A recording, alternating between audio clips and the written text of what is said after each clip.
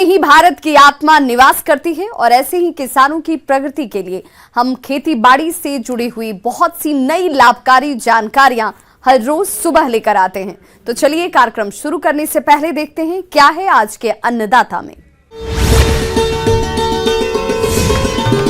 बरबट्टी की खेती करके कमाए अच्छी आय।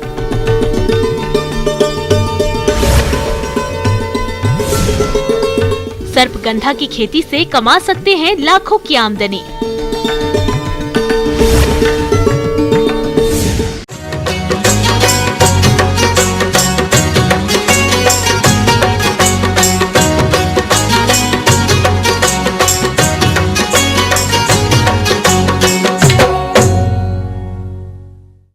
सब्जियों में बरबट्टी का प्रमुख स्थान है और बाजार में इसकी कीमत भी अच्छी मिलती है। और बरबट्टी की खासियत ये है कि इसे हर मौसम में उगाया जा सकता है। इसके अलावा इसकी खेती से भूमि की उपज क्षमता भी बढ़ती है। इसी बात को ध्यान में रखते हुए यदि आप खरीफ के मौसम में बरबट्टी की खेती करना चाहते हैं तो इसकी उन्नतशील किस्मों का चयन करके वैज्ञानिक तकनीक से बुआई कैसे करें, इसकी जानकारी के लिए देखिए कार्यक्रम का ये अंश।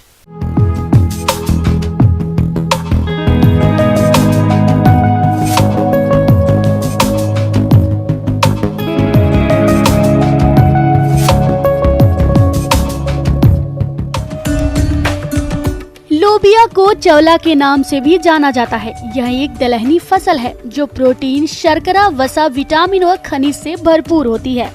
लोबिया की खेती दाल, सब्जी, हरी खाद और चारे के लिए की जाती है। लोबिया सूखे को सहन करने और जल्दी पकने वाली फसल है। यह मिट्टी में नमी बनाए रखने में मदद करती है। भूमि, लोबिया की खेती किसी भी प्रकार की भूमि में की जा सकती है। इसके अच्छे उत्पादन के लिए दोमट मिट्टी अधिक उपयुक्त मानी जाती है। अच्छे जल निकास और प्रचुर रूप से कार्बनिक पदार्थ वाली मिट्टी इसके लिए विशेष रूप से उपयुक्त होती है। चवला की उन्नत किस्में। आज के समय में चवला की कई किस्में विकसित है जो इस प्रकार से हैं। चवला की उन्नत किस्म पूसा फाल्गुनी, फसल अवधि 60 से 70 दिन, पौधा बौना और झाड़ीनुमा होता है। चवला की उन्नत किस्म पूसा कोमल, फसल अवधि 50 से 55 दिन, बैक्टीरियल ब्लाइट प्रतिरोधी है। फलियों का रंग हल्का हरा होता है। उपज 100 से 120 क्विंटल प्रति हेक्टेयर। चवला की उन्नत किस्म पूसा दो फसली, इसकी फसल अवधि 45 से 50 दिन। यह किस्म तीनों ऋतुओं के लिए उपयुक्त है। फली का रंग हल्का हरा होता है। उपज 75 से 80 क्विंटल प्रति हेक्टेयर। चवला की उन्नत किस्म पूसा ऋतुराज, फसल अवधि 45 से 50 दिन, गर्मी और बारिश दोनों मौसम के लिए उपयुक्त। उपज 100 से 120 क्विंटल प्रति हेक्टेयर। चवला की उन्नत किस्में RC19, RC101 जिन्हें लगाकर किसान अच्छी पैदावार ले सकते हैं।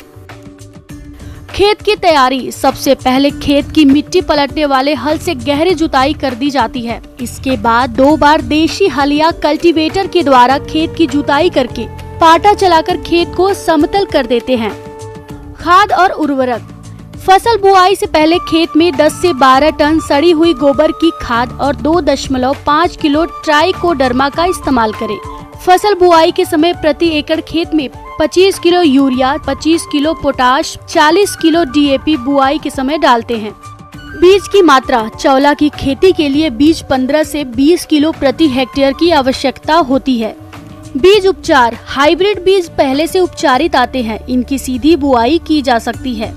अगर घर पे तैयार किया हुआ या देशी बीज की बुआई करते हैं तो इसे कार्बेंडाजिम 2 ग्राम प्लस थीरम 2 ग्राम प्रति किलोग्राम बीज के हिसाब से उपचारित करके बुआई करनी चाहिए। बुआई का तरीका।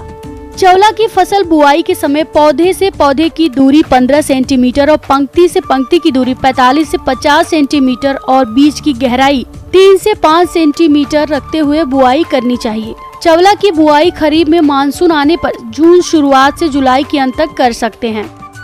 खरपतवार नियंत्रण। बुआई के बाद फसल में कई तरह के खरपतवार उग जाते हैं। जो किसान भाई रासायनिक दवाओं से खरपतवारों का नियंत्रण करना चाहते हैं तो वे बुआई के 48 घंटे के अंदर पेंडिमेथिलीन 3.3 लीटर दवा 700 लीटर पानी में मिलाकर प्रति हेक्टेयर छिड़काव करते हैं। इसके बाद खरपतवारों को नियंत्रण करने के लिए 2 से 3 बार निराई गुड़ाई करके फसल को खरपतवारों से मुक्त रखना चाहिए। सिंचाई। खरीफ की फसल में सिंचाई की अपेक्षा जल निकास आवश्यक होता है। लंबे समय से सूखा पड़ने पर सिंचाई करनी चाहिए। लोबिया की अच्छी पैदावार के लिए फूल और फलियों के भरने के समय सिंचाई करना चाहिए। इससे फसल की बढ़वार अच्छी होती है और पैदावार अधिक मिलती है और किसान को अच्छा मुनाफा होता है। किसान भाइयों, अभी तक आपने खेती से जुड़ी हुई कुछ उपयोगी जानकारियां देखी। अब लेते हैं एक छोटा सा ब्रेक, जल्द लौटेंगे और कार्यक्रम में आगे भी है खेती बाड़ी से जुड़ी हुई महत्वपूर्ण जानकारियां, तो बने रहिए हमारे साथ।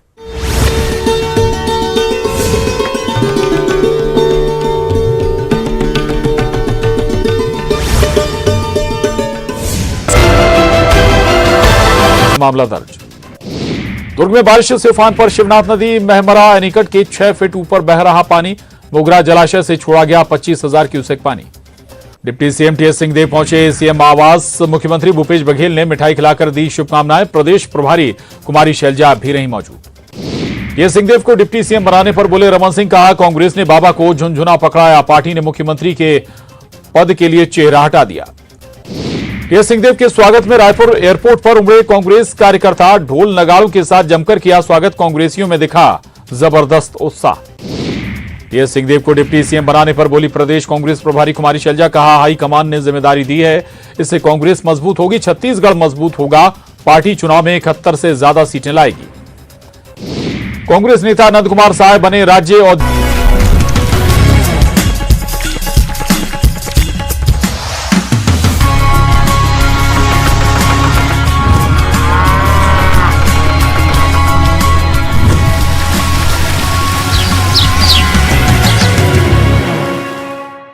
ब्रेक के बाद एक बार सभी दर्शकों का एक बार फिर से अन्नदाता में स्वागत है। चलिए रुक करते हैं अगली कड़ी की ओर।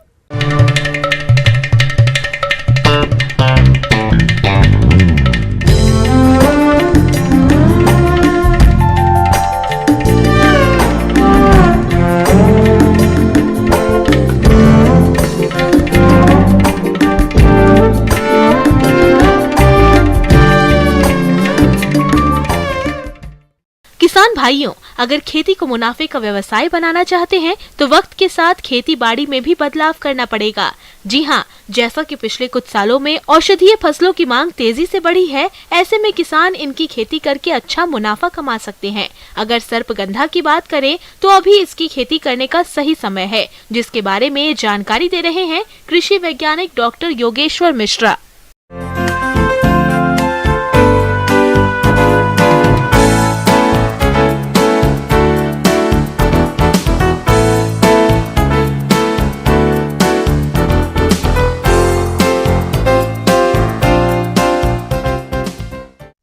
आज हम चर्चा करते हैं सर्पगंधा के बारे में, जिसे रॉयल्फिया सर्पेंटिना कहा जाता है। ये बहुत ही महत्वपूर्ण औषधि प्रजाति होती है और जिसका इस्तेमाल हाइपरटेंशन के मेडिसिन या ब्लड प्रेशर जो होता है उसके दवा के निर्माण के लिए उपयोग किया जाता है। पूरे यदि भारतवर्ष में देखा जाए तो इसकी 3 वैरायटी है। एक सिमसील वैरायटी जो कि CMAP central institute of medicinal and aromatic plants Lucknow के द्वारा विकसित की गई है, और 2 वैरायटी जो है TFRI RS1 और TFRI RS2, जो कि TFRI जो मेरा पूर्व संस्थान है उस वहाँ मैंने रह करके विकसित किया है। और ये 3 प्रजाति पूरे भारतवर्ष में उपलब्ध हैं और इसके सीड्स हमारे भी उपलब्ध हो सकते हैं यदि किसान बंधु चाहें तो। सर्पगंधा की खेती के लिए बलुई, दोमट और भारी भूमियां उपयुक्त होती है। साथ ही जीवाश्म युक्त भूमियों में भी इसकी खेती सफलता पूर्वक की जा सकती है। इसकी खेती के लिए गर्मियों में खेत की गहरी जुताई करके खुला छोड़ दें और पहली बरसात के बाद 10 से 12 टन गोबर की खाद खेत में डालकर अच्छी तरह मिला दें। अब इसके बारे में प्रोपोगेशन या किस तरह से इसका उत्पादन करते हैं इसके बारे में बताना चाहूँगा आपको। इसको सीड के द्वारा उगाया जा सकता है और इसके जो रूट शकर होता है या ट्यूबर जो होता है उसके द्वारा इसको उगाया जा सकता है। सीड द्वारा उगाने के लिए जो है हम सीड प्राप्त करते हैं, जो कि आप देख रहे हैं किस तरह से सीड लगे हुए हैं। इस तरह से लगे हुए सीड को आप हल्का सा रब कर दें या हल्का सा इसको रेतमार कागज़ या सैंड पेपर जो होता है उससे रगड़ करके एक केमिकल होता है GA3 जिसे जिब्रेलिक एसिड कहते हैं, उसके द्वारा थोड़ा सा ट्रीटमेंट दे करके, ओवरनाइट ट्रीटमेंट दे करके हम दूसरी सुबह इसको लगा देते हैं। तो इस तरह से आपको भरपूर सीड स्टॉक जो है या सीडलिंग स्टॉक जो है आपका तैयार हो जाता है रोपण करने के लिए। सर्पगंधा की बीज द्वारा बुआई। अच्छे जीवित बीजों को छिटक कर बोया जा सकता है। अच्छे बीजों के चुनाव के लिए उन्हें पानी में 24 घंटे तक भिगो कर रखें। इस दौरान जो बीज पानी में ऊपर तैरते हैं उन्हें निकाल कर अलग कर दें। सर्पगंधा के 30 से 40% बीज ही उगते हैं, इसलिए हेक्टेयर में करीब 6 से 8 किलो बीज की आवश्यकता होती है। इसका बीज काफी महंगा होता है, अतः पहले नर्सरी बनाकर पौधा तैयार करना चाहिए। इसके लिए 10 गुना 10 मीटर क्यारियों में पकी गोबर की खाद डालकर छायादार स्थान पर पौध तैयार करें। बीजों को 2 से 3 सेंटीमीटर जमीन के नीचे लगाकर हजारे की सहायता से पानी दे। 20 से 40 दिन के अंदर बीज उपजना शुरू हो जाते हैं। मध्य जुलाई में पौधे खेतों में रोपण के लिए तैयार हो जाते हैं। और इसके रोपण की तकनीक के बारे में बताना चाहूँगा कि 50 सेंटीमीटर बाई 50 सेंटीमीटर के स्पेसिंग पे हम इसका रोपण करते हैं। इस तरह से प्रति एकड़ कम से कम 25,000 या 22,000 के आसपास पौधा लगाया जा सकता है। जड़ों द्वारा बुआई। लगभग 5 सेंटीमीटर जड़ कटिंग को खाद, मिट्टी व रेत में मिलाकर बनाई गई क्यारियों में लगाएं और क्यारियों को उचित मात्रा में पानी लगाकर नम रखें। जुलाई से अगस्त माह में जड़ों से कल्ले फूटने लगते हैं। इनको 45 गुना 3 सेंटीमीटर दूरी पर रोपित करें। 1 हेक्टेयर के लिए लगभग 100 किलोग्राम जड़ कटिंग की आवश्यकता होती है। तने द्वारा बुआई। इसके लिए तने की 15 से 22 सेंटीमीटर कटिंग को जून से जुलाई माह में नर्सरी में लगाते हैं। जब जड़ें व पत्तियां निकल आएं तथा उनमें अच्छी वृद्धि होने लगे तो कटिंग को निकालकर खेतों में लगाया जा सकता है। शुरुआती अवस्था में पौधों को कीट और रोगों से बचाने के लिए रुपाई से पहले पौधों को उपचारित करना जरूरी होता है। इसके लिए पौधों की जड़ों को फफूंदनाशक दवा के घोल में 10 से 20 मिनट तक डुबा कर रखें। बरसात का समय इसकी रुपाई के लिए उपयुक्त रहता है, इसलिए आप इसकी रुपाई मध्य जून से सितंबर तक कर सकते हैं। चूँकि ये शेड लविंग या छाया वाली जगह पे होता है ये क्रॉप, तो इसीलिए आप प्रयास ये करें कि जहाँ पर पहले से कोई ट्री वगैरह मौजूद हैं, जहाँ पर प्राकृतिक रूप से छाया पड़ रही है, वैसी जगह पर इसको लगाया जाना चाहिए, जिससे इसका उपज जो है वो ज़्यादा मिलता है हमको। सर्पगंधा की 50 से 60 दिन की पौध जिसकी ऊंचाई 7 से 10 सेंटीमीटर हो, उसकी रोपाई आप कर सकते हैं। नर्सरी से पौध उखाड़ने समय इस बात का ध्यान रखें कि पौध की जड़ टूटने ना पाए। और यदि आप अप्लाई करना चाहते हैं, हालांकि ये खाद्य पदार्थ के तौर पे यूज होता है, चूँकि इसका रूट हील्ड बहुत इंपॉर्टेंट होता है, इसलिए मैं इसमें FIM या गोबर खाद जो है वो रिकमेंड करता हूँ। लेकिन अधिक उत्पादकता के लिए जो है कम से कम 10 से 15 किलोग्राम खाद जो है NPK का, नाइट्रोजन, पोटेशियम और फास्फोरस, उसका यूनिफॉर्मली पूरे खेत पे आप प्रति एकड़ मिला दें और इस तरह से 0.5 बाई 0.5 मीटर की स्पेसिंग पे आप इसको लगा करके आप अपनी उपज को बढ़ा सकते हैं। और इसके उपज के बारे में बताना चाहूँ तो कम से कम 350 से 450 जो रूट हील्ड है, रूट हील्ड मीन्स इसका जो जड़ है वो इम्पोर्टेंट पार्ट होता है इसका, क्योंकि इसके जड़ के अंदर ही रिसर्पिन कंटेंट जो एक बहुत ही महत्वपूर्ण एल्कलाइड होता है वो मौजूद होता है। एकड़ की बात करूँ मैं तो आपको कम से कम 2200 या 2500 किलोग्राम के आसपास आपको पूरा उपज मिल सकता है। और इसका जो उपज का कॉस्ट होता है वो यदि मैं नेशनल लेवल की बात करूँ, जैसे कि मुख्य बाज़ार जो है यहाँ पर सेंट्रल इंडिया में कटनी में बहुत बड़ा बाज़ार है इसका, रतलाम में है, रायपुर में है और धमतरी छत्तीसगढ़ में। और एक टोटल इकोनॉमिक्स यदि बात करूँ मैं तो इसको लगाने का खर्चा कम से कम 48,000 के आसपास लागत पड़ता है इसका।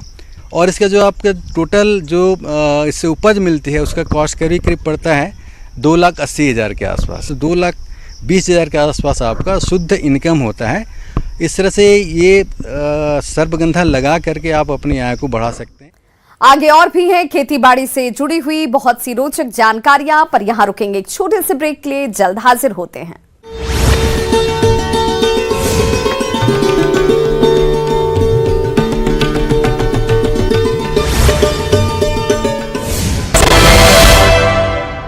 के अध्यक्ष राज्य सरकार ने साय को किया कैबिनेट मंत्री का दर्जा, सीएम बघेल ने दी बधाई। दत्त कुमार साय को राज्य औद्योगिक विकास निगम के अध्यक्ष बनाने पर सीएम बघेल ने ट्वीट कर दी बधाई, लिखा साय को नए दायित्व मिलने पर शुभकामनाएं।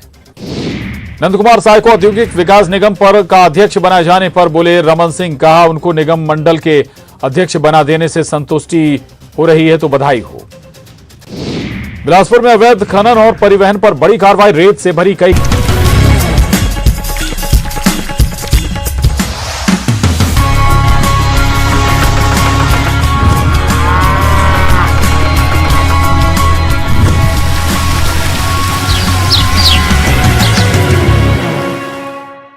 ब्रेक के बाद एक बार फिर से आप सभी दर्शकों का अन्नदाता कार्यक्रम में स्वागत है। बढ़ते हैं अपनी अगली प्रस्तुति की ओर।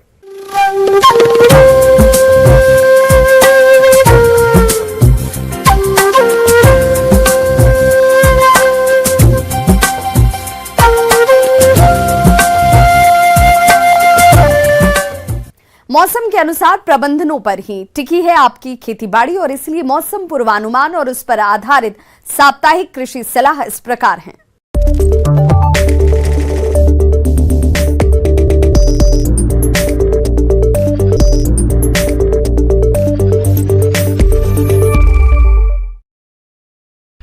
ग्रामीण कृषि मौसम सेवा, भारत मौसम विज्ञान विभाग, राजमाता विजय राजे सिंधिया कृषि विश्वविद्यालय ग्वालियर द्वारा भेजे गए मौसम पूर्वानुमान रिपोर्ट के आधार पर जिला ग्वालियर और इससे लगे जिलों के किसान भाइयों को सलाह दी जाती है कि इन क्षेत्रों में आगामी दिनों के दौरान वर्षा होने की संभावना है। ऐसे में इन क्षेत्रों के किसान भाइयों को सलाह दी जाती है कि सोयाबीन की बुआई के लिए इस समय खेतों की जुताई कर ठीक से तैयार कर लें व उन्नत किस्मों के बीजों का चयन कर बुआई करें। अरहर की अधिक पैदावार देने वाली किस्में जैसे राजीव लोचन, ICPH 87, आशा, TJT 501, राजेश्वरी का उपयोग करें। सोयाबीन की बीमारी से प्रतिरोधक क्षमता वाली किस्मों को लगाएं। इसमें JS 20-29, JS 20-34, JS 20-69, JS 20-94, JS 20-98, JS 20-116 का चयन करें। उपलब्ध सोयाबीन बीज का अंकुरण परीक्षण अवश्य कर लें। पीला मोज़ेक बीमारी की रोकथाम के लिए अनुशंसित कीटनाशक थायोमेथाक्साम 30 FS 10 मिलीलीटर प्रति किलोग्राम बीज की दर से या इमिडाक्लोप्रिड 48 FS 1.2 मिलीलीटर प्रति किलोग्राम बीज की दर से बीज उपचार करके बुआई करें। पशु बाड़े में हमेशा साफ एवं ठंडा पानी उपलब्ध कराएं। यदि बाड़े के बाहर पानी का बर्तन रखते हो तो छायादार जगह पर रखें। पशुशाला एवं मुर्गी घर में हवा के आगमन के लिए सही व्यवस्था रखें। गेहूं, चना एवं तिवड़ा के भूसा को पानी से बचाएं और पशुओं को खिलाने के लिए सुरक्षित स्थान में भंडारण करें। मच्छरों एवं मक्खियों का प्रकोप बढ़ रहा है, अतः इनसे बचाव के लिए पशु बाड़े में सही व्यवस्था करें। पशु चिकित्सक से संपर्क कर अपने मवेशियों को गला घोंटू एवं लंगड़ी रोग का टीकाकरण करवाएं। बकरियों में PPR रोग के नियंत्रण के लिए टीका लगवाएं। पेट में कीड़े होने और बाहरी परजीवियों का प्रकोप होने पर पशु चिकित्सक से परामर्श कर बकरियों को दवा पिलाएं। गर्भवती और स्तनपान कराने वाली बकरियों को 300 से 400 ग्राम संतुलित राशन दें। मुर्गियों में रानीखेत बीमारी के नियंत्रण के लिए टीका लगवाएं। चूजों को 7 दिन की अवस्था पर टीकाकरण करवाएं। मुर्गे और मुर्गियों को मिनरल मिक्सचर और साफ एवं ताजा पानी दें।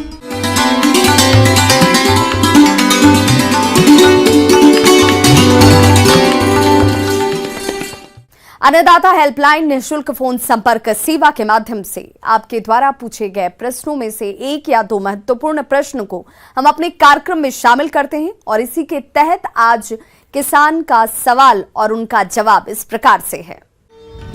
आज के अन्नदाता हेल्पलाइन में जिस प्रश्न को कार्यक्रम में शामिल किया गया है उसे पूछा है ग्राम रेहतिया जिला खरगोन के किसान मोहम्मद आजम ने। आप गिनी फाउल पक्षी के पालन पर जानकारी चाहते हैं तो मोहम्मद आजम जी आपकी जानकारी के लिए प्रस्तुत है कार्यक्रम का यह अंश।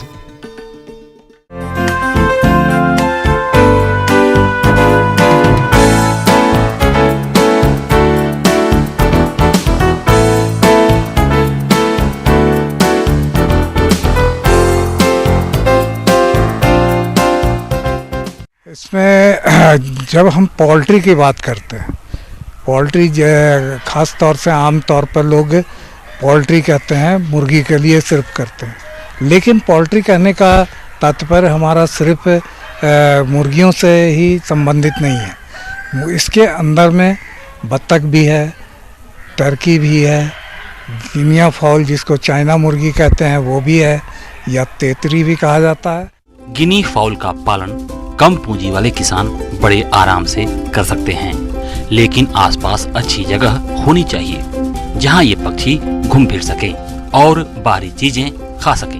इससे इनके आहार का खर्च भी कम हो जाता है और तेजी से विकास होता है, जो खास तौर से उन किसान भाइयों के लिए बहुत ही लाभदायक है जहां पर चरने की व्यवस्था हो, क्योंकि ये चाइना मुर्गी यानी गिनी फॉल एक ऐसा पक्षी है जो कि स्कैवेंजिंग कहते हैं, जिसको हम चरने के इसमें अगर आपके पास कोई घेरा हो उसके अंदर में रख करके चरा करके इसका पालन कर सकते। इस पक्षी को अर्ध सघन बिछाली व्यवस्था में पालना सही रहता है। यह बहुत चंचल पक्षी होता है और घूमते रहना पसंद करते हैं, इसलिए इनकी आवास में अच्छी जगह होनी जरूरी है।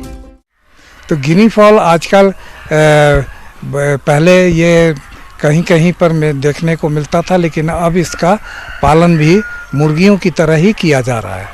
तो गिनी फॉल के में अंडा देने की क्षमता भी अधिक है, लेकिन ये मौसमी अंडा देने वाली पक्षी हैं। अप्रैल से जैसे देना शुरू किया सितंबर तक, तो ये इनका अंडा भी थोड़ा नुकीला होता है एक तरफ और चौड़ा होगा दूसरी तरफ। इसके अंडे में कोलेस्ट्रॉल, जो आजकल कहते हैं कि अंडा खाने से कोलेस्ट्रॉल बढ़ जाता है, तो लेकिन गिनी फॉल एक ऐसा पक्षी है जिसके अंडे में कोलेस्ट्रॉल की मात्रा बहुत ही कम है। दूसरी बात है कि मार्केट की जहाँ तक बात है, तो मार्केट में अब जो है इसका मीट भी इसका आपको खास करके जो लोग खस्सी का मीट पसंद करते हैं, तो उस तरह से ये खस्सी और मुर्गे के मीट के बीच के तरह का आपको इसमें ये इसका मीट होता है। इसलिए इसका डिमांड भी धीरे धीरे बढ़ रहा है। जो भी मुर्गी पालक इससे जुड़ना चाहेंगे वो जुड़ सकते हैं। इसका मांस और अंडा रुचिकर होता है और कोलेस्ट्रॉल कम होने के कारण इसकी मांग अच्छी रहती है। ऐसे में अंडा या मांस बेचने में कोई समस्या भी नहीं आएगी। इसके 3 वैरायटी हैं। 3 वैरायटी में एक वैरायटी जो कि आप ज़्यादातर जगहों पर आप देखते होंगे कि चितकबरा टाइप का होता है, जैसे काला है उस पर सफ़ेद बिंदा बिंदा करके होगा, तो ये वैरायटी का नाम है पर्ल। दूसरा होता है एक सफ़ेद गिनी फाउल होता है जिसे हम कहते हैं वाइट, और एक स्लेटी कलर का होता है जिसे हम कहते हैं लेवेंडर। तो ये 3 प्रजातियां इसकी है, इनके रंग के आधार पर ही इनका नाम रखा गया है। और इसका पालन के लिए आप जिस तरह से मुर्गी पालन कर रहे हैं, अगर आप के पास व्यवस्था चराने की नहीं हो तो आप इसका मुर्गियों की तरह भी पालन कर सकते हैं, लेकिन इसको बिल्कुल बंद करके मत रखिए। इसके साथ इसके घूमने के लिए जगह चाहिए। इसमें इनका बढ़वारी भी अच्छा होता है, अंडा उत्पादन भी ज़्यादा अच्छा होगा। जैसा कि इस पक्षी के आहार पर खर्च कम आता है, लेकिन अगर आवास में रहकर पालन करते हैं तो खर्च भी बढ़ेगा और इनका विकास भी धीरे ही होगा। इसलिए इनको रोज 4 से 5 घंटे घूमकर खाने के लिए जरूर छोड़ें। ये फसलों को नुकसान बिल्कुल नहीं करते हैं और 50% तक आहार का खर्चा बचता है। बाहर खाने के बावजूद भी इनको घर में भी आहार जरूर दें। इनको वही आहार दिया जाता है जो मुर्गियों को दिया जाता है। जो मुर्गियों के लिए जो स्टार्टर, ग्रोअर, लेयर, ये 3 फेज का जो दाना है मुर्गी का आहार है, वही आहार आप इसमें भी प्रयोग कर सकते हैं। इसमें बीमारियों का भी प्रकोप कम है कि जो भी अगर इसका मरना होगा, अगर आपने इसका चूजों का प्रबंधन सही कर लिया तो समझिए बड़े होने के बाद इनमें मृत्यु दर बिल्कुल ही कम है। अगर 100 पक्षियों से इसकी शुरुआत करना चाहते हैं तो इतने पक्षियों को रखने के लिए 15 वर्ग मीटर जगह की जरूरत होती है, जिस पर आवास बनाने में 30,000 रुपए का खर्च आएगा, जो कि कई सालों तक चलेगा। इस पक्षी को मांस के लिए तैयार होने में लगभग 3 से 4 माह का समय लगता है। इस दौरान एक पक्षी पर बूडर, चूजे, खाने के बर्तन, आहार, बिजली, दवा और अन्य खर्च लगभग 75 रुपए प्रति पक्षी आता है। इस प्रकार 100 पक्षियों पर 7,500 रुपए खर्च होते हैं और एक पक्षी लगभग 150 रुपए में बिकता है, जिससे 15,000 रुपए की कुल आय 1 लाट से होती है। लागत निकालकर शुद्ध लाभ लगभग 7,500 रुपए 1 लाट से होता है और एक साल में लगभग 3 लाट आसानी से निकलता है, जिससे साल की कुल शुद्ध आमदनी 100 पक्षियों से 22,500 रुपए होती है। इसके अलावा आप चाहें तो इनसे अंडे का उत्पादन भी ले सकते हैं। 7 से 8 माह बाद अंडे का उत्पादन भी होने लगता है और एक साल में लगभग 100 अंडों का उत्पादन होता है और एक मादा 3 साल तक अंडे देती है, जो कि अपने जीवन काल में लगभग 250 अंडे तक देती है। इससे भी मुनाफा ले सकते हैं। इसके अलावा इनसे हैचिंग कराकर चूजों का खुद पालन कर सकते हैं और उन्हें बेचकर मुनाफा और भी कमाया जा सकता है। ये देखिए, इसके लिए अगर इन्हें चूजों की प्राप्ति के लिए गिनी फॉल का फार्म और कहीं पे तो इस तरह का फार्म है नहीं। आपको इज्जत नगर बरेली में केंद्रीय पक्षी अनुसंधान केंद्र है, वहाँ पर आपको संपर्क स्थापित करेंगे तो गिनी फॉल का चूजा या अंडा वहाँ से प्राप्त किया जा सकता है।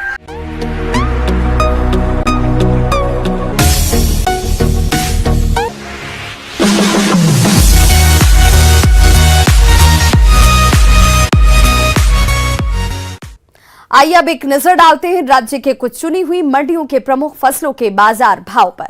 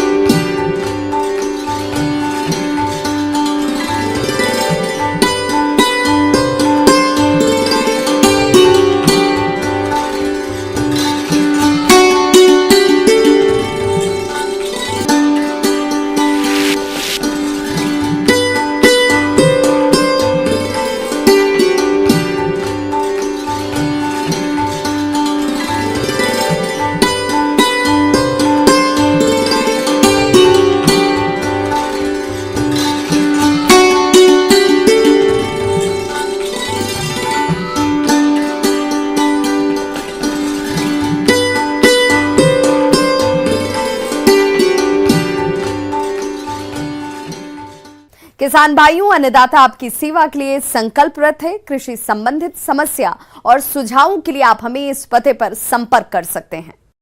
प्रोड्यूसर अन्नदाता, news 18 Madhya Pradesh Chhattisgarh, Ramoji film city, Hyderabad 501512। साथ ही आप हमें ईमेल भी कर सकते हैं। हमारा ईमेल एड्रेस है p18annadatamp@nw18.com। इसके अतिरिक्त आप हमें निःशुल्क हेल्पलाइन नंबर 1800889216 पर सोमवार से शनिवार सुबह 10 बजे से शाम 4 बजे के बीच संपर्क भी कर सकते हैं। किसान भाइयों, अब समय हो रहा है आपसे विदा लेने का, तो हमारी अन्नदाता टीम को दीजिए इजाजत। कल फिर से होगी आपसे मुलाकात कृषि संबंधित कुछ और महत्वपूर्ण जानकारियों के साथ। नमस्कार।